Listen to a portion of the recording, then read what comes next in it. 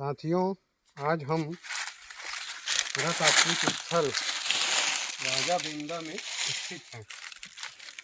राजाबेंदा जैसे कि आप नाम से ही जान रहे हैं कि यह स्थल राजाओं से तो जुड़ा है। राजाबेंदा नाम है तो दरअसल राजाबेंदा का जो पुरातत्व है हमारी समझ से फड़ी नागवंशियों का ही यह पुरातत्व है, क्योंकि आप देखेंगे भोरम देव को यदि केंद्र में माने तो यह जो है राजाबेंदा भोरम देव से पश्चिम उत्तर में लगभग 20-25 किलोमीटर की दूरी होगा यदि सीधा रेखा में देखें। यहाँ आने के लिए हम भोरम देव से चिल्फी आते हैं, बंजारी घाट, फिर चिल्फी घाट से यहाँ पर चिल्फी से 4-5 किलोमीटर आगे ही है सुखार रोड में राइट में कटिंग होता है। तो कुल मिला के कवर्धा से 50-55 है और भोरम देव से 20-25। अब देखिए फड़ी नागवंशियों के जो अवशेष हैं वो केवल भोरम देव में ही नहीं रहे हैं। आप देखेंगे कि भोरम देव को यदि केंद्र में माने हम लोग तो इधर उत्तर में पचराही तक है मिलता है पूरा, और दक्षिण में चले जाएं तो सहसपुर, बिलहरी, उधर गंडई घटियारी से लेकर खैरागढ़ राजनांदगांव तक ये जो पूरा मैकल श्रेणी का जो है संजाल जो बिखरा फैला हुआ है उसमें पूरे पहाड़ों के अंदर फड़ी नागवंशियों के अवशेष अधिक मिलते हैं।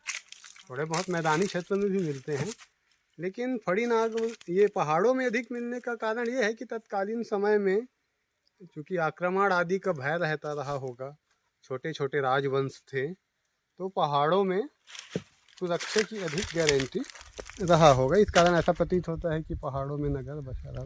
तो आज ये राजाबेंदा जरूर एक छोटा सा गांव है पूरे पहाड़ में। आप देखिए ये जो हम खड़े हैं जंगल का क्षेत्र है, साल के जंगल हैं आसपास। ये जो हम जो खड़े हैं जो टीला देखिए उसमें पुरातात्विक सामग्री बिखरा पड़ा हुआ है। ऐसा प्रतीत होता है कि जैसे कोई बहुत बड़ा मंदिर था और वो ध्वस्त हो गया है, क्योंकि यहाँ के यदि पत्थरों को आप ध्यान से देखें तो मंदिर के ही अवशेष हैं, कलश के अवशेष, बिंबों के अवशेष, और भी मंदिरों में जो स्ट्रक्चर थे उनके अवशेष। अब हाँ जरूर है द्वार चौखट है, और जो आलों में या बाहर दीवार में जो कलात्मक मूर्तियाँ रहती हैं वो यहाँ पर हमको फिलहाल नहीं दिखाई पड़ रही हैं।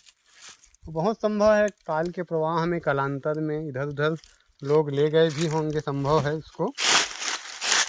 लेकिन यहाँ पर एक चीज़ हमको दिखाई पड़ती है, भवन संरचना की अवशेष कलश के भी होते।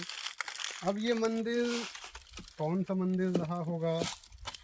अनुमान से यदि कहें तो क्योंकि यहाँ जलहरी है, जलहरी यहाँ पर ये देखिए प्राचीन जलहरी है, यहाँ पे शिवलिंग पहले रहा होगा अन्य भी, तो इससे एक अनुमान कर सकते हैं कि शायद ये मंदिर जो रहा होगा शिव को समर्पित रहा होगा, ऐसा हम मान सकते हैं।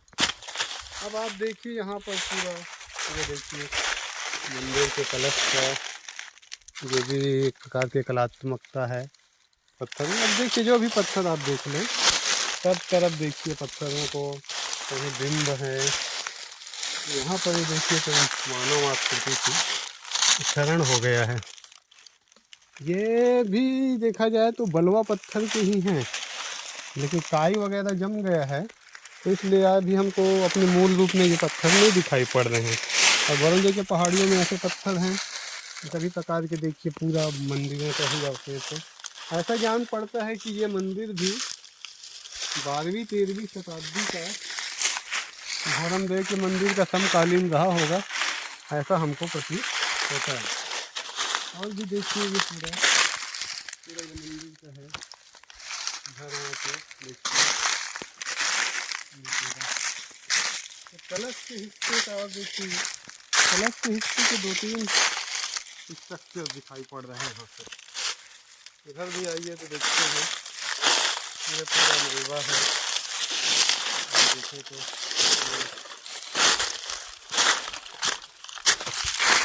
पूरा मलबा ये सब देखिए मलबा है पूरा मंदिरों का। इसको देखिए पूरा है ये पूरा मलबा है मंदिरों का। ये बड़े बड़े स्थापत्य थे। ऐसा लगता है कि कुछ संरचनाएं अधूरी अधूरी सी भी हैं, कि बनाते समय अधूरा छोड़ दिया गया है, ऐसा भी प्रथम दृष्टि का प्रतीत होता है। इसी कारण कुछ लोग कहते हैं कि कहीं यहाँ पर मंदिर निर्माण का सामग्री तैयार तो नहीं होता रहा होगा, ऐसी एक संभावना भी है। लेकिन चूंकि एक ही किला है और उसका ही बिखरा भाग है, इसलिए कोई हमारी समझ से ये मंदिर ही रहा होगा। मंदिर निर्माण का कारखाना टाइप का स्थल हमको प्रथम दृष्टिया नहीं जान पड़ता। और ये देखिए और सामग्री दिख रही है आगे, आगे ये किला का, इसी किला का जो हिस्सा है ये पूरा दिख रहा है। देखिए इधर भी देखिए पत्तों में ढक गया है, ये पूरा देखे तो सब वही है, मंदिर सामग्री चल रहा है।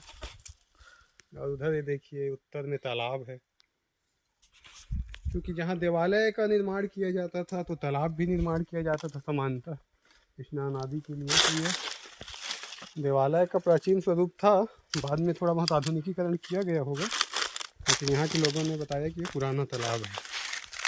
इस प्रकार हम यहाँ का मलबा ही दिखा सकते हैं, क्योंकि पूरे मिलकर देखिए किला को देखिए पूरा, यदि इसकी मलबा सफाई की जाए तो हमको लगता है कि यहाँ पर मंदिर का जो मूल स्वरूप है कुछ दिखाई पड़ता है। देखिए फिलहाल ये स्तंभ रहा होगा, ये देखिए वहाँ पर कलश का जो कलश के टुकड़े इसमें काफ़ी दिखाई पड़ रहे हैं। कलश के जो नीचे आमलक वाला हिस्सा का जो चक्र होता है, 1 2 मैं 3 4 जगह देख डाला उसको, पूरे बिखरे पड़े हैं। देखेंगे तो सामग्री हमसे जाना पड़ेगा थोड़ा आराम से। ये पूरा बिखरा है, मंदिर का भी है, इनको सब दिखाइए, बस सामग्री को ज़्यादा दिखाइए। ये सब है और देखिए कितना बढ़िया कला था, आराम से आइए, आराम से। इस प्रकार से ये पूरा एरिया यदि आप देखें तो ये देखिए पूरा दिखाइए, ये बहुत अच्छा कलात्मकता है, तो भी देखिए। तो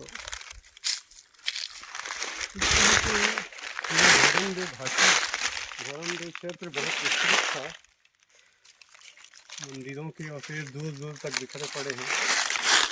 क्योंकि पत्तों से ढका है इसलिए हम ज़्यादा नहीं दिखा सकते, यदि सबको ध्यान से देखें तो कुछ न कुछ कलात्मक संरचना दिखाई पड़ ही जाती है। सभी में कुछ न कुछ अक्षरों में भी देखे तो ये देखिए इस प्रकार से आगे बस्ती है गाँव की।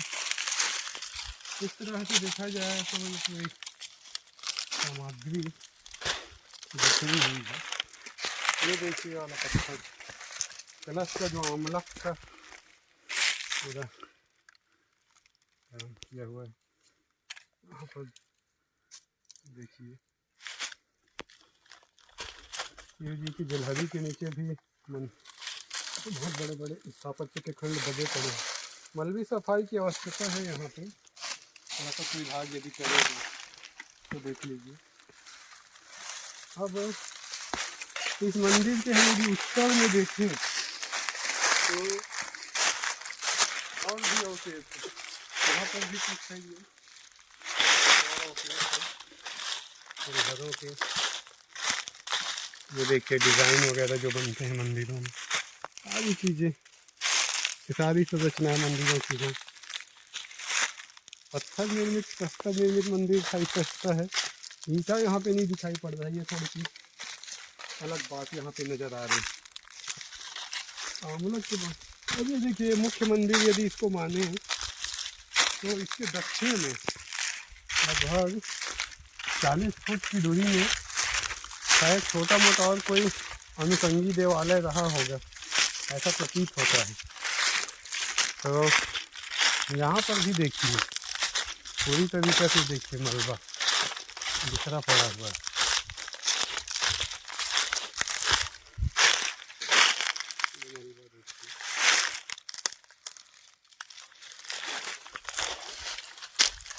ये मलबा दिखते हैं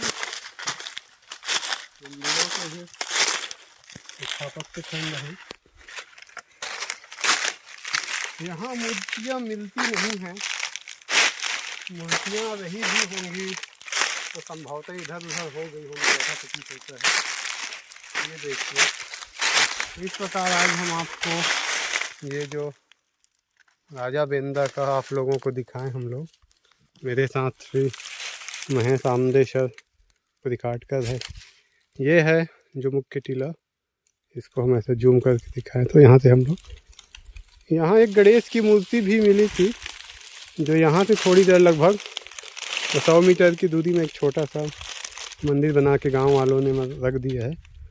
गणेश जी की मूर्ति थोड़ी सी बाद की प्रतीत होती है, 14वीं-15वीं शताब्दी की। यहाँ पर का जो मंदिर का स्थापत्य है उसको 12वीं-13वीं शताब्दी का माना जा सकता है, क्योंकि अन्य जो प्रमुख द्वार चौखट और दीवारों में जो संलग्न प्रतिमाएं होती है वो प्राप्त नहीं हुई। इस प्रकार हमारे लिए कहना कठिन है, फिर भी 12वीं-13वीं शताब्दी ही होना चाहिए और ये हमारी समझ से खड़ी नागवंशियों के काल का ही होना चाहिए। यहाँ से उत्तर में, उत्तर कहना, उत्तर भी कहा जा सकता है, उत्तर पश्चिम की तरफ, पश्चिम अधिक अपना मंडला क्षेत्र है। मंडला यहाँ से 100 किलोमीटर की दूरी में है। तो बाद में हम जानते हैं क्योंकि 14वीं-15वीं शताब्दी के बाद ये पूरा क्षेत्र गड़ा मंडला के प्रभाव में आ गया। उसी के बाद से फिर ये आदिवासियों की मान्यताओं से पूरा क्षेत्र अधिक जुड़ते गया। यद्यपि प्रजा के रूप में आदिवासी तो शुरू से रहे होंगे। तो ये राजा बेंदा के बारे में आज हम जितनी जानकारी है वीडियो ही बनाए हैं, और यदि जानकारी प्राप्त होगी तो और आगे काम करेंगे। धन्यवाद।